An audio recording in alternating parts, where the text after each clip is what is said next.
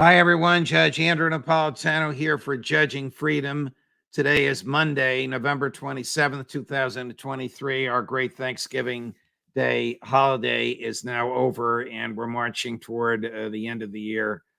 Ray McGovern will be with us in just a couple of minutes. Does the CIA perform remote psychological analyses on foreign leaders? Do they do it on our own president? After this. Can you believe the chaos confronting Americans today? The government is out of control. Debt is out of control. And have you heard? The dollar is under attack. This will soon be replaced by digital currency.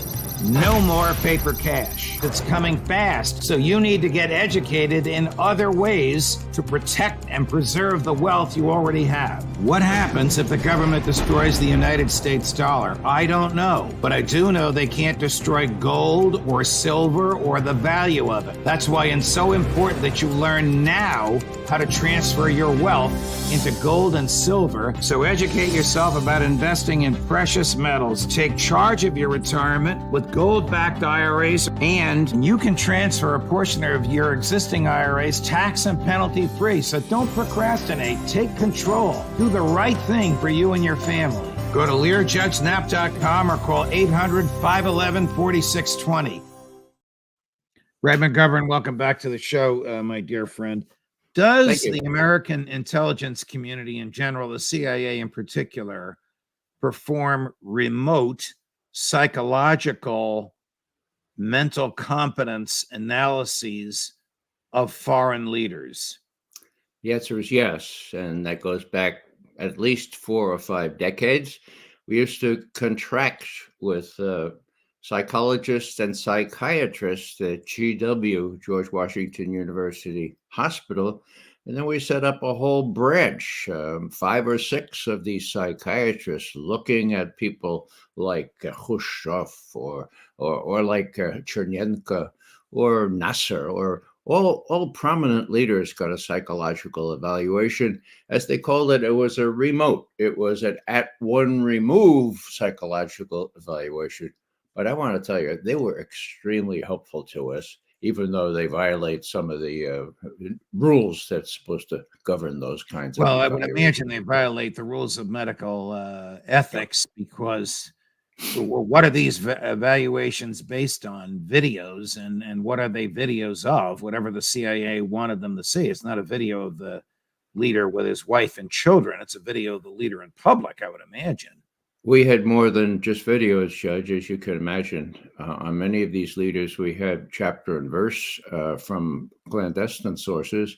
Right. And more inventive and more imaginative people collected, let's say, urine from some of these major leaders to make sure that we could do a little panel on how well physically they were. So this is a pretty imaginative thing. As I say, I swore by it. You can't take it literally, but you can get really good insights from it. And can it be used to, can it be shared with our own leadership? For example, if Secretary of State George Shultz, so we're going back now, was meeting with his opposite number in Moscow, might you have given him a psychological profile of his opposite number before they actually met? Is that the way it works? It's not a might. We did. Okay. Shevardnadze was his name. We had the book on him. We knew him in and out. And so we prepared, if I may say so, Secretary Shultz really, really well on that. I was briefing Secretary Shultz every other morning downtown. The psychological assessment of Gorbachev was really the $10 item there. We assessed him, at least the smart people in the psychological division now, assessed him as the real deal. Different, very different. Their bosses, Casey and Gates, said, no, he's a commie. He's a commie. He's just a more clever commie, and he'll never let Communist Party of the Soviet Union give up power without violence. Well, they were, if I want to quote the the German foreign minister, I said, they're 360 degrees wrong. Well, no, they're 180 degrees wrong. The psychologists and psychiatrists were right. And the people that I depended upon, people I knew were honest Soviet analysts, were right as well, because that's what we told Schultz. Schultz said to Ronald Reagan, we could deal with this guy. And they did. Right. How did they do it? Well, when Gorbachev said, let's destroy all the intermediate and medium range ballistic missiles in Europe and the European part of Russia. When I heard that, I said, oh, right, you're right. Give me a break. That's not going to happen. Well, by that time, Reagan had enough trust in Gorbachev. He said, can you verify? Can you verify if they're destroyed? We said yes. And people like Scott Ritter went up to the northern part of Siberia and verified the destruction of a whole class of intermediate and medium range ballistic missiles. Never happened before. Without getting too graphic, how would they capture somebody's urine? I mean, they'd have to have some plumber working on the inside. No, it's just like when you leave a little sample, if you will. You put a little thing there to catch it before it becomes diluted. Many foreign leaders really objected to having to have somebody escort them into the men's room, and they often wondered why. Well, I can tell you why. It's not a secret any longer. Okay.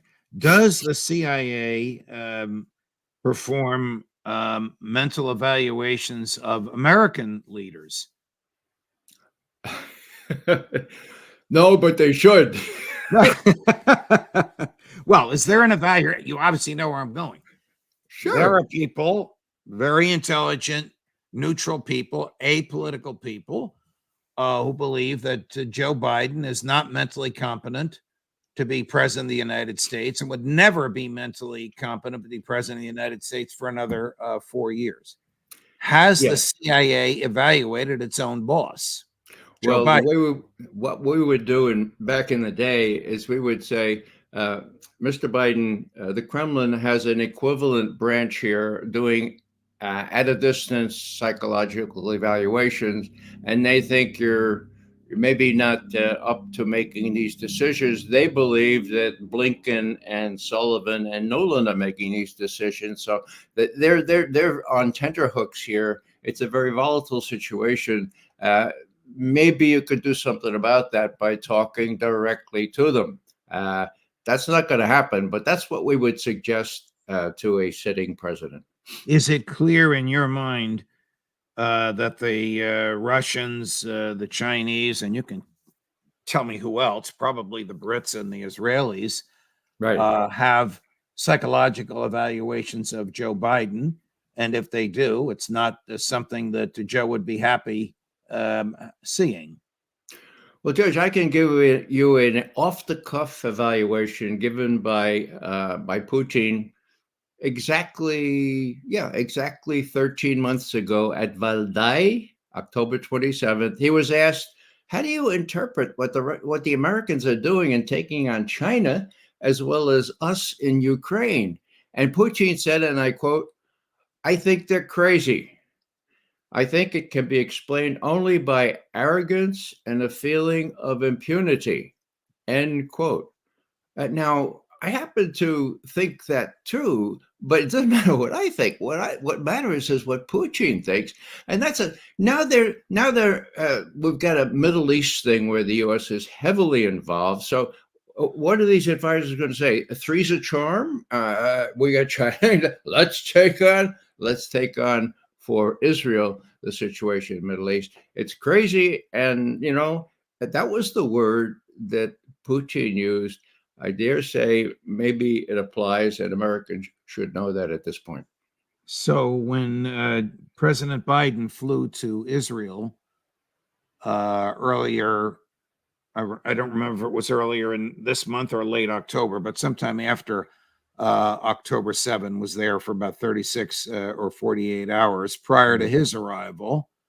Did the senior Israeli leadership have the benefit of a psychological analysis of old Joe, because he might have deteriorated? He might have been worse than the last time Netanyahu saw him whenever that was, probably in Washington. Well, I'm sure that the Israeli intelligence didn't have to dig very hard. They could see these videos where the president cannot really understand where he is or how to get off the stage. We had just Sunday, we had one of these almost Mitch McConnell 6 seconds when he was asked the obvious question about what he has told Netanyahu about Gaza, okay? And the president just sort of didn't know what to say for 6 seconds. It was a pregnant pause. And then he said, I would try to tell him to be nice about the genocide. In other words, not to kill as many people as he can, just be nice about the genocide. We'll have a humanitarian pause. Now, they're not saying humanitarian pause in the genocide anymore. They're saying temporary pause, because humanitarian and genocide really don't go. They don't go together. Hold that thought, if you will, on genocide. I want to ask you about that word and its toxic nature in America. But here's a clip of Ronnie Jackson. This is Dr. Jackson, who was the White House physician in the Trump years. Now Congressman Jackson. So he's a conservative Republican who's not a fan of Biden's to begin with, but he is a physician. And he's going to put on, in this clip, he puts on his hat, so to speak, as a physician, and gives us his opinion of the president of the United States. How fast does this decline happen based on your experience in the medical field?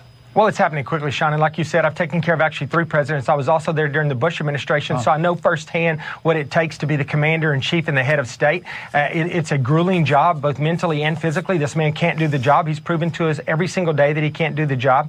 But this is going to get worse. I've been saying this since he was candidate Joe Biden. I saw it early on, and like you said, I wasn't making a diagnosis, but I said something's going on here. This man's got cognitive issues related to his age. It's just continued to get worse. And I did this the other day. I went back and I looked at some stuff from 2 or 3 years ago when he was, or from over 3 years ago when he was running for office, and compared it to right now. And it's just unbelievable how much he's degenerated just during his time in office.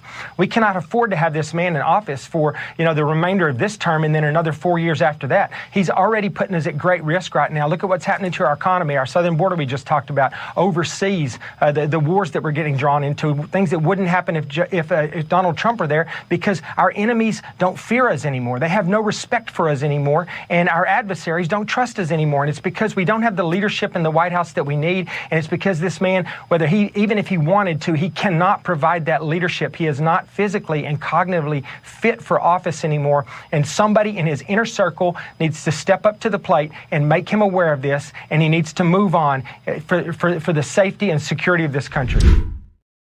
Some of that was political, but most of it was his observations as a physician. And most of it is rather obvious and not even disputable that Joe Biden has cognitive issues. That was from my former employer's Fox News. Fox was actually a little charitable. They could have shown much worse clips of him not knowing where he was.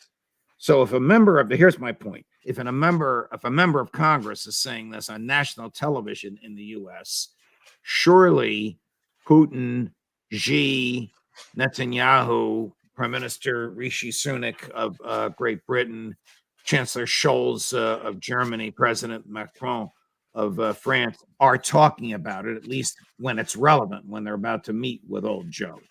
Fair to say? Fair to say, Judge. And the important people, if I may, are Putin and his advisors. It makes it very, very volatile. After all, Biden has his, I don't know who holds the codes for him, but he has the codes for the atomic arsenal that we have. The second most important is Netanyahu. Now, we all know, I think I mentioned this on your show, that just 20 years ago, Netanyahu said, America can be moved very, very easily. We have 80% approval of the American people. It's absurd, end quote.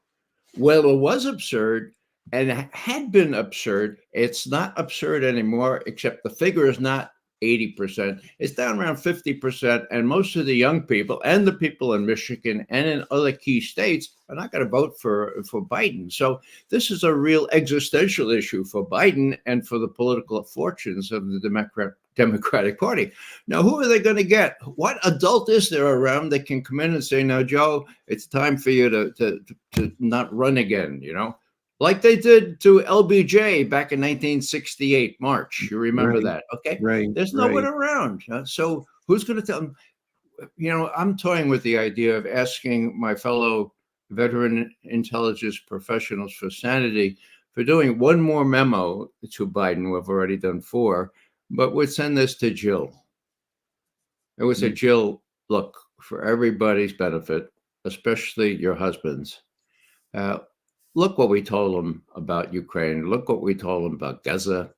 Please tell him that, you know, he could do a favor for the country. If he just steps aside, brings in some people from known reputations of being honest. You can find them. It's going to be hard, but you could find them. Listen to people like John Mearsheimer and others. John, by the way, dismisses the notion of a two-state solution. He says it's a slogan now. I agree with John. One state, one vote for each person, and if gradually the Palestinians outnumber the Israelis, well, that's what happened in South Africa without a hell of a lot of violence. We can prevent the violence. We need to come to our senses and say the Palestinians deserve much better from us. Why is there such a hesitation on the part of mainstream Americans to call the behavior of the Israeli Defense Forces in Gaza an annihilation or ethnic cleansing or genocide, when it obviously is all three? Well, it is. It's a case book. It's a textbook case of genocide. Now, Judge, I don't know if you agree with this, but in my view, the media is heavily influenced in an inordinate way by Zionists. The president himself says he's a Zionist. So, of course, are Blinken and Sullivan and Nolan. That's the influence. That's why most people are really kind of shocked now that the Israelis would openly proclaim that they're going to deny food and water and fuel to these people. That's the definition of genocide. What's going to be interesting, and no one has mentioned this much, but on Wednesday, the Chinese foreign minister is going to be president of the UN Security Council. There is a UN resolution on the books, Resolution 242, November 22nd, 1967, says Israel must withdraw from the occupied territories. That needs to be brought to the fore again. And a reasonable solution has to be made where the Israelis are not going to be driven into the sea, but the Palestinians are to be given their fair due and not yet a second. Well, if that resolution is brought to the floor, it'll pass. I forget how many members there are in the 15. 15. It'll pass 14-1, and you know who the one will be. It'll be the United States. Yeah, except it could be, depending on how bad things get. The U.S. abstained on the last one that called for humanitarian ceasefire. Could the U.S. be brought to abstain on something like that? Well, that depends on us, because Right. Biden and Netanyahu know that if they lose the support of the American people, they've lost it. You know, they're in deep kimchi, as we say. Does So the it's really up to us. IDF have a practice? The reference is the Hannibal practice of killing its own soldiers and killing its own civilians in extreme circumstances so that they cannot be captured as hostages?